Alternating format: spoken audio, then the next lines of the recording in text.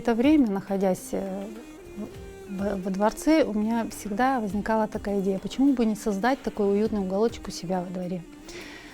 Все эти архитектурные элементы, камень, дерево, настолько они грели душу, это наша история, да? Началось все с проекта, который я практически спроектировала, естественно, консультировалась с мужем, он у меня строитель.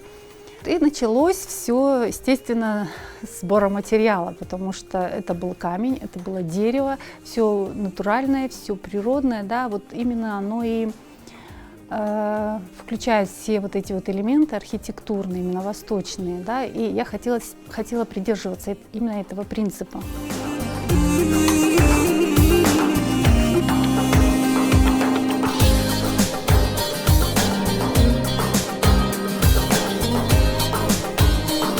Помогали дети, дочка, сын. В общем, мы все активно работали, все были заражены этой идеей. Камни подбирались буквально вот по одному. Этот камень мы собирали с мужем, получилась очень прекрасная стена. Вот, и потом мы купили, какое-то количество нужно было докупить, не какое-то, а приличное. Все вот эти элементы декора, все вырезалось вручную.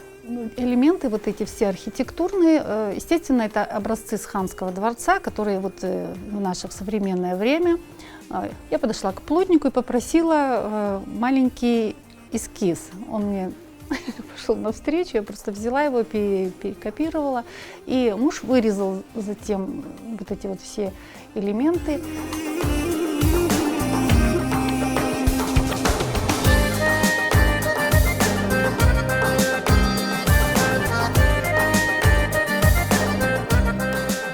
С надписями я советовалась с нашим Сабриоджа, это молла нашей мечети Бахчисарайской. Он мне написал имена, и вот на этой плите запечатлены имена тех людей, которые участвовали при строительстве. И даже мой сын, который мне тоже активно помогал, ему 12 лет.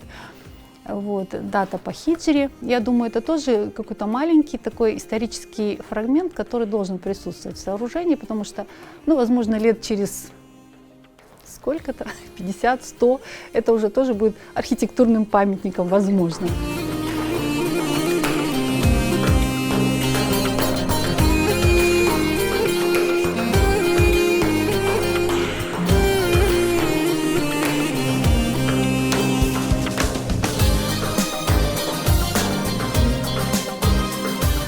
Из того количества камней, которые мы один раз закупили, я буквально нашла камни, которые, у меня просто сразу возникло, это же просто реальная чешме уже готовая, вот материал для чешме.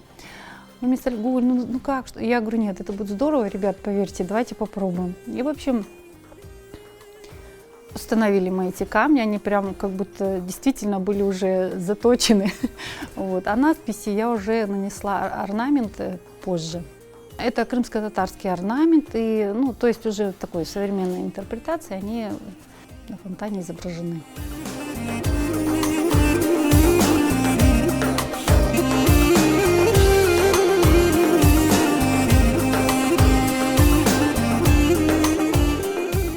В наше тяжелое время очень важно заняться чем-то, что отвлекает.